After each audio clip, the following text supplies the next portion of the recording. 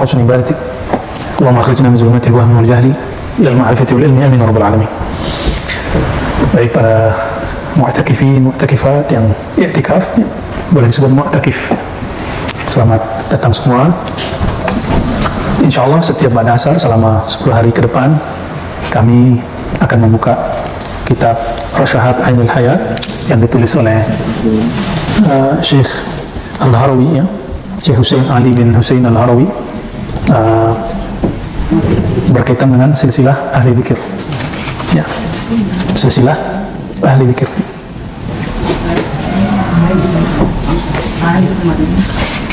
Sudah 1-2 yang lurus, ya. Silsilah ahli dzikir, mobil khusus untuk iktikaf kita menggunakan thariqah, mengikuti manhaj thariqah Naqsyabandiyah. Nanti ada suluk Syazili, ada suluk Ahmadi, Idrisi, macam-macam jenis suluk, ada Khalwati, ada, ya, nanti yang sanggup kita ikuti saja dulu. Khusus bulan Ramadan kita mengikuti, karena saya dulu dapatnya seperti itu, ada suluk Naqsyabandiyah, ya. Naqsyabandiyah bukan nama imam. Naqsyabandiyah itu dari 2 kata, Naqsyaband, ya, itu bukan bahasa Arab tapi bahasa Persia yang diarabkan. Naqsh berarti ukiran, band cahaya nama Allah, ukiran cahaya nama Allah. Kenapa? Karena dulu ada seorang imam namanya Muhammad Bahauddin Al-Bukhari, bukan Imam Bukhari pengarang hadis, tapi orang Bukhara yang ahli zikir. Ketika dia berzikir diperintahkan gurunya Maulana Syekh Mirkulal Al-Bukhara juga Al-Bukhari. Alhamdulillah kami diizinkan Allah ke sana.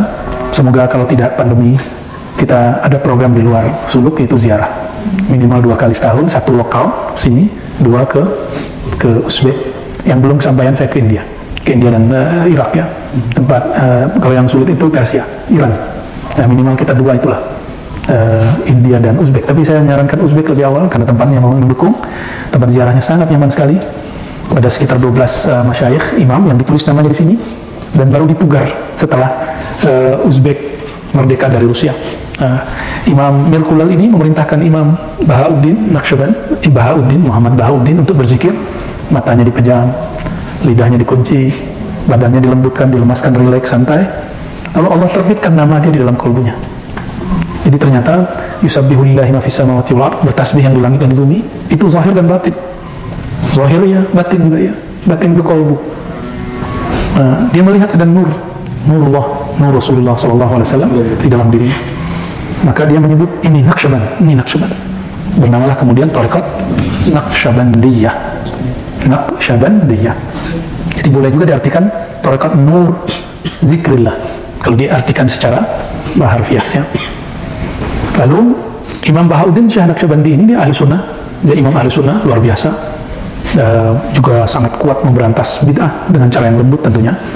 Nah, beliau berguru ke banyak ulama, salah satunya tadi Mirkulal, dan nanti kita akan lihat di sini silsilahnya kemana, ya.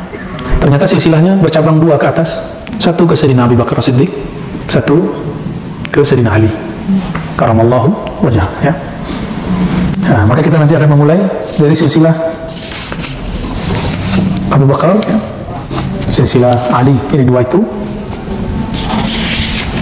Lalu setelah Abu Bakar, Ali, lanjut kepada Qasim. Nah, sebenarnya di riwayat kita juga ada bahwa Sayyidina Salman berguru kepada Sayyidina Abu Bakar.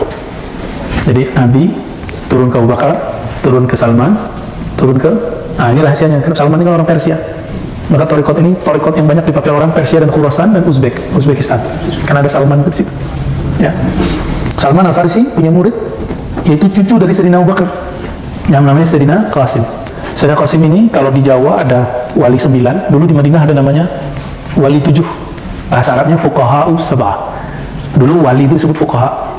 Sekarang fuqaha itu ahli hukum, suka hukum orang, suka cari kesalahan orang, memang tugasnya. Ya, suka hukum ini bid'ah, bid'ah. Kalau dulu fuqaha itu artinya boleh disebut juga aulia. Arti fuqaha itu jadi aulia sab'ah, wali yang 7. Wali yang 7 itu salah satu yang masyhur adalah Maulana Imam Qasim. Kita mulai menjelaskan dari beliau, karena Sayyidina Abu Bakar sudah masyhur, Sayyidina Ali sudah masyhur, ya. Sebelum masuk ke Sayyidina Qasim, Sayyidina Abu Bakar, Sayyidina Ali, mereka berdua ini ada 2 hal yang berbeda dalam bermakrifat. Sayyidina Abu Bakar mengatakan bahwa mengenal Allah itu sangatlah sulit, ya. Ketika engkau mengaku tidak tahu, itulah pengetahuan yang hakiki. Jadi orang kalau sudah merasa diri kosong, baru Allah isi. Itu thariqahnya Sayyidina Abu Bakar. Ya, qauluka la adri. Ya, apa kata beliau ketika orang mengatakan la adri, itulah dia mendapat ma'rifat. Ya. Lain dengan Sayyidina Ali. Sayyidina Ali mengatakan, engkau berma'rifat itu, mengenal Allah itu, ma'rifat berarti mengenal. Ketika Allah yang mengenalkan dirinya kepadamu. Araftu Rabbi bi Rabbi. Aku mengenal Rabbku, Tuhanku, karena dia mengenalkan dirinya kepadaku. Ya. Semakna nggak dengan Sayyidina Abu Bakar? Sebenarnya sama. Namun Sayyidina Abu Bakar membuka awal, engkau kosongkan dulu dirimu. Jangan merasa alim, jangan merasa sudah berthariqah, bermazhab, jangan merasa diri sudah bersanad, dan lain sebagainya. Itu dikit, itu harus disimpan di tempat yang suatu saat perlu dikeluarkan. Ya. Lalu setelah dibuka oleh Sayyidina Abu Bakar, orang murid-murid kosong, nah dilanjutkan oleh Sayyidina Ali. Jadi ilmu ma'rifat berkembang sampai akhir zaman. Syariat berhenti. Syariat tidak boleh lagi berubah. Ya, inqata'at asy-syariah, sudah selesai syariat. Tapi nasya'at wa tatawwarat wa zadat wa namat al-ma'rifah. Sedangkan ma'rifat, knowledge, pengetahuan tentang Allah itu bertambah. Itu bertambah. Inilah makna para kalam dari Sayyidina Abu Yazid, ya, dan imam-imam yang dahulu. Apa kata beliau? Kami berenang di lautan ma'rifat yang mana para nabi selain Nabi Muhammad dulu berhenti di pantainya. Bayangkan samudra laut itu adalah ma'rifat, samudra ma'rifat. Para nabi sebelum Nabi Muhammad dulu berhenti di situ. Karena memang para nabi belum disempurnakan Allah kecuali dengan Nabi Muhammad SAW. Ketika Sayyidina Muhammad SAW Allah utus sebagai Rasul, maka sahabat-sahabatnya, umat-umatnya disuruh menikmati dan berenang di lautan ma'rifat itu. Itu salah satu makna yang disebutkan oleh Syekh Muhammad Al-Kattani mengenai makna apakah maksud kalam wali-wali terdahulu. Kami berenang di lautan ma'rifat yang dulu para nabi berhenti. Kenapa? Ini lautan Nabi Muhammad SAW.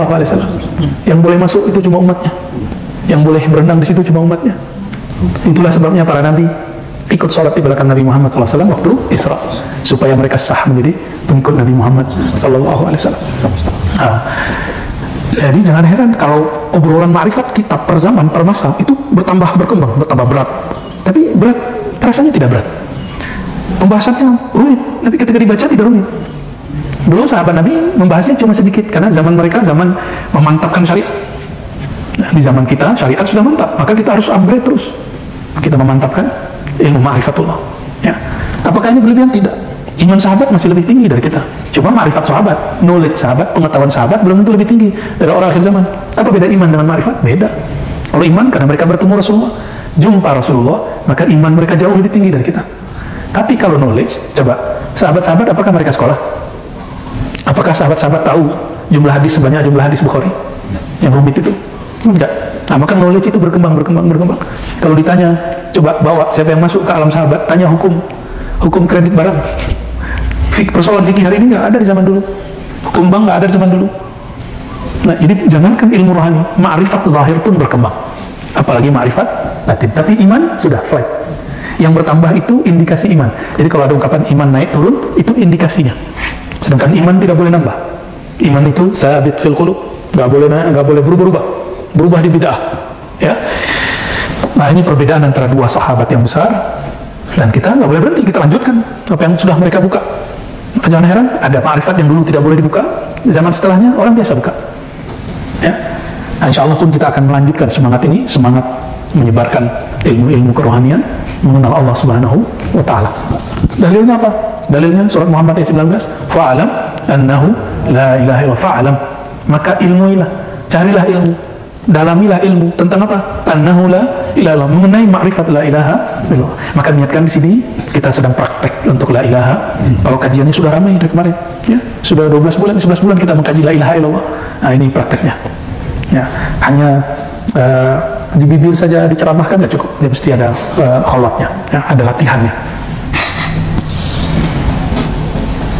Imam Qasim ini, Qasim bin Muhammad bin Abi Bakar, ayahnya Muhammad bin Abi Bakar, itu menikah dengan perempuan bukan Arab, ya, non Arab, ya, mulukul ajam, boleh disebut princess lah, putri istana dari kerajaan tertentu di Persia, menikah dengan beliau. lahirlah anaknya namanya Abdul Rahman yang menjadi wali fuqaha sab'ah di zamannya, ya. Dan lalu beliau ini menjadi ulama yang sholatnya jangan tanggung-tanggung, ya. Saya biasanya kalau di luar Ramadan sholatnya saya nggak terlalu lama, tapi kalau khusus lagi khawat, lagi itikaf, sujudnya kita panjangkan, rukunya kita panjangkan. Jadi jangan sakit pala nanti kalau sujudnya lama, ya. Insyaallah. Imam Muhammad ini beliau disebut dengan siqatun rafi'un alimun faqihun imamun wari'un katsirul hadis. Jadi banyak meriwayatkan hadis. Ketika Yahya bin Sa'ad, ya, beliau Yahya bin Sa'ad datang ke Madinah. Apa kata dia? Adrakna bil Madinah ahadan nufaddiluhu alaih. Kami bertemu di kota Madinah seseorang yang kami sangat mengutamakan dia. Dan perhatikan bahwa ahli zikir rohani itu dari dulu syariatnya bagus. Kata beliau, ma ra'aitu ahadan a'lamu bis sunnah minhu. Tidak ada yang lebih mengerti sunnah melebihi Qasim. Itu sebabnya kata Syekh Ramadan Al-Buti, ayah dari Syekh Muhammad Said Ramadan, orang-orang yang bersanad kepada Sayyidina Qasim ini yang kemudian menjadi thariqah Naqsyabandiyah itu biasanya lebih dekat ke sunnah dan lebih jauh dari bid'ah, ya. Namun ini bukan berarti thariqah yang lain, enggak, ya. Syazili juga kuat, Qadiri juga kuat, Ba'lawi juga kuat, Syatari juga kuat, dan lain-lain, thariqah Ahmadi, Tijani, dan lain-lainnya.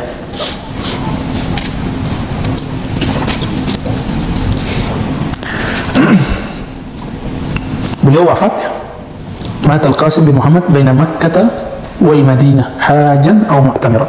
Beliau ini wafat karena punya amalan haji hampir setiap tahun. Wajar jaraknya dekat Mekah ke Madinah Mekah. Beliau wafat di antara itu dan kita nggak tahu tempatnya sekarang. Makanya kalau teman-teman nanti melakukan perjalanan dari Madinah ke Mekah, jangan lupa mengirimkan Fatihah untuk Sayyidina Qasim di tengah perjalanan.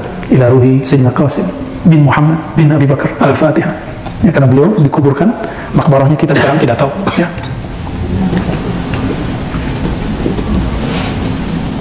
Jadi beliau berpesan kepada anaknya, kalau aku mati, kuburkan aku seperti orang biasa, lalu tsummal haq bi ahlik, dan kamu pulang. Wa ya taqula kana makana. Lalu tidak usah bicara banyak tentang saya. Jadi tidak usah nangis, itu beliau, ya. Dan beliau wafat tahun 106 Hijriah. Sekarang udah tahun 14, ya. Nah, beliau mempunyai pelanjut banyak sekali, dan juga sir qalbunya dilanjutkan oleh zuriat Sayyidina Ali. Tadi Sayyidina Abu Bakar, sekarang zuriat Sayyidina Ali, namanya Sayyidina Ja'far, gelarnya Ja'far Shadiq, ya. Sayyidina Ja'far Shadiq itu anak dari Sayyidina Muhammad Al-Baqir. Sayyidina Muhammad Al-Baqir anak dari Sayyidina Ali Zainal Abidin. Sayyidina Ali Zainal Abidin anak dari Sayyidina Al-Husain. Perhatikan, kita cinta semua zuriat Rasulullah dan kita tidak menjadi Syiah dengan itu. Justru itulah Ahlussunnah, ya. Ciri-ciri orang-orang yang sudah menyimpang derajat Ahlussunnah, dia menghina zuriat Nabi, ya. Dan Sayyidina Ja'far ini ibunya ternyata zuriat Sayyidina Abu Bakar. Maka tidak mungkin ada imam-imam 12 di zuriat Rasulullah itu yang menghujat Sayyidina Abu Bakar, karena sama dengan menghujat kakeknya. Jadi ketika ada orang menghujat Sayyidina Abu Bakar di depan Sayyidina Ja'far, apa kata dia? Kau sudah menghujat kakekku, ya. Nah, beliau ini lahir tahun, nah ini Ramadan ke berapanya? Samin Ramadan, hari ke-8 atau malam ke-9 Ramadan, tahun 83 Hijriah. Nah, imam ini karena hidup di zaman Bani Umayyah ini benci dengan zuriat Nabi, kecuali sebagian. Maka dia dan zuriatnya menahan diri untuk tidak berbicara politik, dan itu sampai hari ini. Itu sejarahnya kenapa zuriat Nabi tidak akan bicara tentang politik sebanyak Sayyidina Ali, sampai nanti zuriat beliau Al-Imam Al-Mahdi muncul. Itu sebabnya kalau ada zuriat Nabi hari ini bicara politik, itu akan jadi masalah. Beliaunya nanti menghadapi ujian yang berat, tidak hanya di Indonesia, di negeri manapun, kecuali jalur Sayyidina Al-Hasan. Jalur Sayyidina Al-Hasan Brunei itu kan Sayyidina Al-Hasan, ya, Sultan Hasanul Bolkiah yang mentakrir salah satunya Syekh Maimun Zubair Bahmun, kemudian Yordan, dan terakhir Maroko, Maghrib. Itu zuriat Sayyidina Al-Hasan. Sedangkan sebenarnya Sayyidina Hussein ini agak berat, ini ujian beliau. Sayyidina Hussein pertama bicara politik langsung dipenggal dan dipisah kepala dengan badannya. Nah, maka saya kalau ada habaib berpolitik, oke, silakan, tapi saya hanya berani mendoakan beliau. Khawatir nanti ada ujian berat bagi beliau-beliau itu. Sedangkan kita cinta kepada beliau-beliau itu, ya. Dan yang kedua yang paling penting, imam 12 yang diyakini Syiah, Isna Asy'ariyah, bagi mereka itu imam mereka, tapi bagi kita Ahlussunnah mereka itu imam kita. Bagi kita mereka tidak mungkin menghujat Sayyidina Abu Bakar, Sayyidina Umar, Sayyidina Utsman, Sayyidina Ali. Tidak mungkin menghujat sahabat. Sedangkan Syiah ini kan khasnya, Rafidhah itu hujat sahabat karena menuduh sahabat Nabi merampas pemerintahan dari Sayyidina Ali. Nah, imam 12, jadi zuriat sampai ke 12. Bagi kita itu imam kita. Walaupun menurut mereka itu imam mereka. Dari mana saya tahu? Ternyata penulis kitab Barzanji itu nulis, ada kitab apa judulnya itu, tentang Nazam Ahlul Badr, ya, Nazam Ahlul Badr, kemudian Nazam Ahli Uhud, dan ada khatam doanya, dan dia menyebutkan nama imam 12 setelah hanya orang-orang belakangan yang menuduh, ya. Jadi kita bersanad kepada Sayyidina Ja'far. Sayyidina Ja'far ini punya murid banyak, Imam Malik, Guru Syafi'i, Imam Abu Hanifah, Hanafi, mazhab Hanafi, pernah dengar ya? Mazhab Hanafi yang sering yang dipakai oleh ulama India kebanyakan dan ulama Turki. Mereka mengikuti Pakistan termasuk, bahkan juga Uzbek. Mereka Hanafiyah. Nah, Imam Abu Hanifah, nama kecilnya Nu'man bin Thabit, apa kata beliau? Laula Ja'far, kalau bukan karena Imam Ja'far ini, lahalaka ibn Nu'man bin Thabit. Tentu Nu'man bin Thabit akan menjadi orang yang binasa karena sombong dengan ilmunya. Maka ketika Sayyidina Abu Hanifah dihujat oleh salah satu ahli hadis namanya Ahmad bin Zaid, dia tidak balas. Tahu hujatannya apa? Abu Hanifah dihujat sebagai najisnya bumi, kencingnya bumi, taiknya bumi, kotoran bumi. Apakah beliau balas? Tidak, dia tidak balas. Wah, ini hebatnya orang kalau ketemu wali Allah, berguru kepada kekasih Allah, dia dihujat, dia tidak balas. Oh, harga gini, oh, itu harga diri dia. Kalau bagi kita, saya punya harga diri, saya harus balas. Nah, begitu. Bagi orang-orang besar, jika ada cuma sedikit yang mengganggu cubitan kecil, kita jalan terus. Justru dia, apabila terganggu dengan hujatan itu, dia kecil. Hanya orang kecil yang terganggu oleh cubitan orang begitu, orang-orang pembenci, ya. Berkata Imam Umar bin Abil Miqdam, apa kata dia? Kuntu idza nazartu ila Ja'far ibni Muhammad alimtu annahu min sulalatin nabiyyin. Setelah aku mandang Ja'far, aku baru tahu begini zuriat Nabi yang sebenarnya. Jadi jika hari ini ada zuriat Nabi yang mungkin bikin gaduh, ya, kita jangan mempertanyakan nasabnya. Cukup kita katakan, saya tidak suka dengan perbuatan dia, tapi saya tetap cinta dengan darahnya. Itu ya. Jadi nggak usah kemudian pukul rata. Kita buang semua, tidak boleh. Imam Malik berkata kepada Ja'far bin Muhammad, Imam Malik berkata kepada muridnya bahwa Ja'far bin Muhammad, Ja'far Shadiq ini pernah berkalam kepada sahibnya dia, sahibnya Imam Malik, namanya Sufyan Ats-Tsauri. Sering dengar Imam Sufyan Ats-Tsauri? Ya. Imam Sufyan Ats-Tsauri ini ahli hadis, dia wirid baca Quran 20 tahun baru merasakan setelah bertemu Ja'far Shadiq. 20 tahun baca Quran, ketemu Ja'far Shadiq baru dia menikmati baca Quran. Ya. Kata beliau kepada Imam Sufyan, "Ina qala la akum hatta tuhadditsani wa ana uhadditsuka." Wahai Tuan Syekh Ja'far, Tuan Imam Ja'far, saya tidak berangkat, tidak mau angkat kaki dari tempatmu sampai engkau mengajarkanku beberapa hal. Ya. Lalu Imam Ja'far jawab, baik. Ya Sufyan, nah ini pesan, ini kajian inti kita pada sore ini. Pesan beliau, ya Sufyan, idza an'ama Allahu 'alaika bi ni'matin fa ahbabta baqaha wa dawamaha fa aktsir min alhamdi wa syukri 'alaiha. Jika engkau dapat nikmat, baik zahir atau batin. Zahir itu fasilitas duniawi, rezeki yang lancar, keluarga yang baik, anak-anak yang lucu, istri yang solehah, pasangan yang soleh, rumah, kendaraan, kerjaan, semua itu nikmat yang zahir. Dan nikmat yang batin, nikmat lezatnya zikir, lezatnya sholat tasbih. Tadi sudah coba ya, lezatnya duduk, walaupun sakit di kaki. Orang mau cari nikmat dunia pun harus berpayah-payah dulu. Kenapa mau cari nikmat akhirat tidak mau payah-payah dulu? Jadi jika kaki, punggung, kepala sakit, nikmati. Ya, nanti Allah akan ganti dengan nikmat batin. Ya. Nah, apa kata beliau? Jika engkau hendak Allah bakokkan, Allah kekalkan nikmatmu baik yang zahir ataupun yang batin. Berkawan ini nikmat. Nah, ini jangan lagi disebut kawan. Ini kita bersaudara. Dalilnya innamal mu'minuna, kalian itu orang beriman bersaudara. Jadi kalau mereka kurang, kita bantu. Kalau mereka ketiduran, udah mau dekat jam sholat, kita bangunkan. Ya, jadi jangan dibiarkan.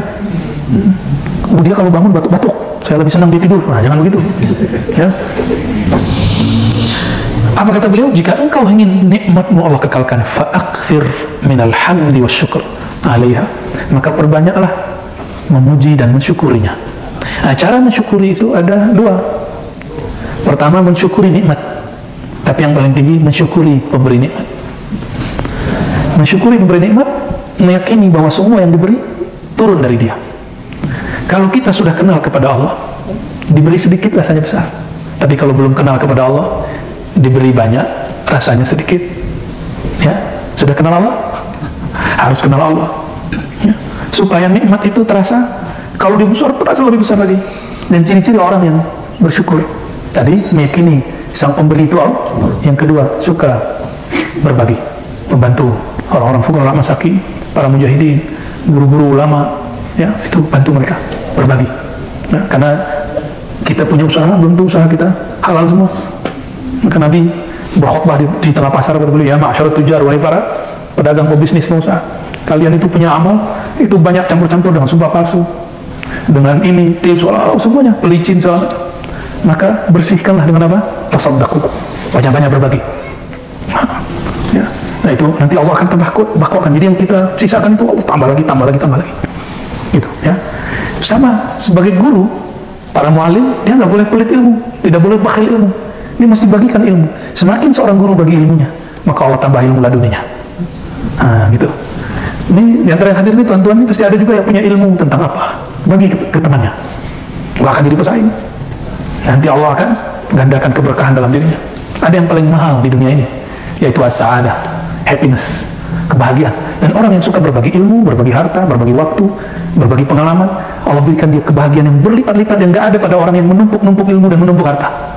Itu. Jadi kenapa saya suka berbagi? Karena saya ingin bahagia. Ya. Orang biasanya kalau sudah bulan Ramadan ini ilmu-ilmu yang rohani nggak dibagi. Kita justru ini saatnya kita bagi, ya, supaya yang rohani yang di sana tambah lagi, tambah lagi. Dan ciri-ciri ilmu itu mati, torikot mati, zawiyah mati, surau mati, torikotnya tidak berkembang lagi ketika si mursyidnya, gurunya, khalifahnya, muqaddamnya mulai menutup ilmu. Siap-siap nunggu cuma sekian bulan, sekian tahun habis. Dan saya melihat sudah banyak. Ya, mungkin saudara-saudara melihat juga sudah banyak. Ya. Lalu yang kedua, apa kata beliau? Nah, sebelum kedua, beliau membacakan ayat la in syakartum la azidannakum. Ayat ini sering dipakai orang kalau mau nambah duit, syukur.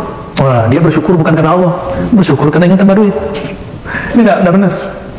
Bersyukur itu bukan karena ingin tambah pemberiannya, tapi bertambah perhatian yang Maha memberi.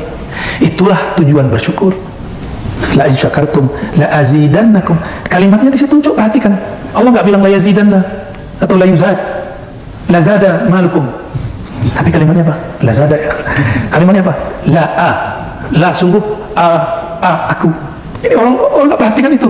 Allah kalau bicara aku berarti ini pentingnya di atas semua yang penting. La in syakartum, jika kamu bersyukur kepada aku akan berikan perhatian lebih kepadamu. Kalau Allah sudah perhatikan kita, sedikit tergores di hati, Allah antarkan yang kita mau. Dia bukan lagi memberikan sesuatu sesuai nafsu kita lagi, tapi sesuai kehendak Dia.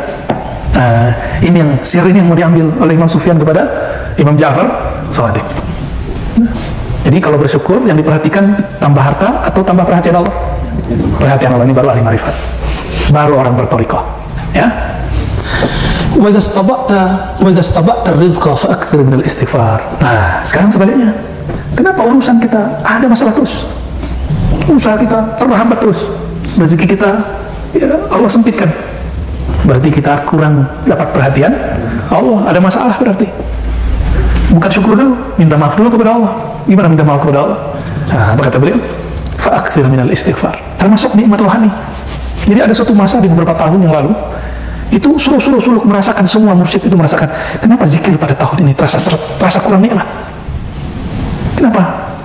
Oh, ternyata ada satu adab yang kurang. Maka semua mursyid istighfar, mandi tobat, istighfar kubro, istighfar al-kabir kalau boleh disebut, tobat kubro ya. Gimana? Dibacakan ayat ini, fa'aksiru istighfar, fa inna Allah ta'ala qala fi kitabi istaghfiru rabbakum innahu kana ghafara. Mohon ampun kepada Allah. Apa makna mohon ampun? Istaghfiru dari kata ghafar. Ada masalah lalu Allah ditutup oleh Allah, itu namanya ghafara, sampai tidak ada lagi terlihat. Makanya dalam bahasa Arab ada serban, lalu serban di dalamnya itu kopiah yang panjang, bulu itu kopiah Nabi ketika mau perang. Jadi itu baja namanya mighfar, penutup kepala. Istighfar menutupi dosa. Ya Allah, Engkau tahu kami punya aib, tolong ditutup. Nah itu namanya istighfar. Ya Sufyan, idza ahzanaka amrun min sultanin aw ghairi. Ini kepada para pejuang-pejuang dakwah yang sedang bermasalah, berhadapan dengan raja-raja, dengan penguasa-penguasa. Ya. Idza ahzanaka amrun, wahai Sufyan, jika engkau ada masalah yang membuat kamu sedih karena berbenturan dengan raja-raja, penguasa, fa'akthir la haula wala quwwata illa billah. Banyak-banyaklah mengakui lemah dirimu dengan baca la haula wala quwwata illa billah. Maka wirid ini diturunkan nanti jadi khatam. Ada khatam istighfar, itu khatamnya Maulana Muzhar Janjanan Syamsil Muzhar, itu di Thariqah Naqsyabandiyah. Ada khatam istighfar 1000. Tapi yang masyhur khatam khojakan, khatam kulhu. Ya, ada khatam istighfar. Ya, nanti di hari tertentu kita niatkan untuk dunia akhirat kita istighfarkan 1000 nanti ya. Insyaallah sekali duduk. Insya kuat ya. Mungkin di setelah hari ketiga, setelah kesemutan dan kaki gajahnya mulai berkurang. Ya.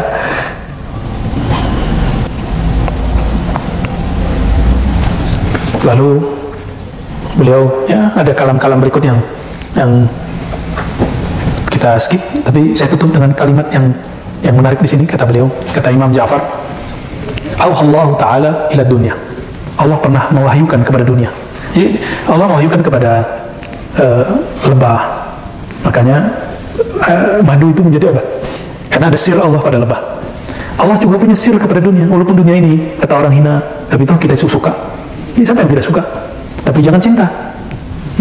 Suka itu untuk fasilitas duniawi. Tapi kalau cinta ini rohani kita. Nah itu makanya hubungan dunia dilarang. Kalau senang pakai dunia boleh. Suka namanya.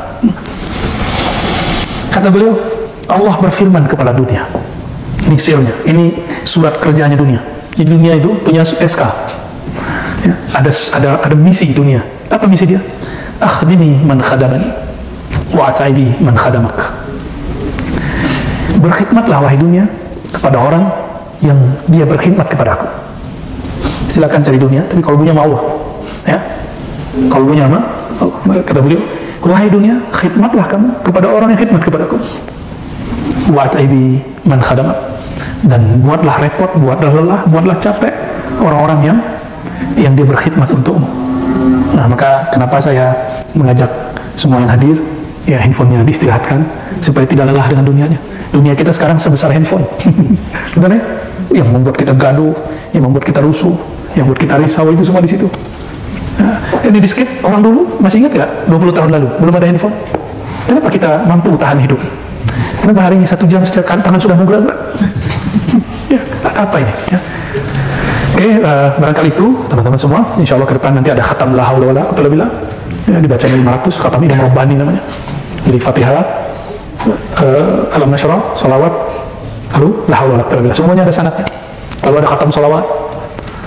Ada macam-macam khatamnya. Yang paling masyhur disebut khatam khajakan, yang kita baca tadi siang dan malam tadi dan subuh juga ya. Khatam Yohan dari dengan kulhu 1000 kali. Jadi kita bagi itu. Ada berapa jumlahnya? 40-an. Ya, kalau dibaca sekian kali kan sudah 1000. Ala kulli hal itu teman-teman semua, sebenarnya masih banyak kalam-kalam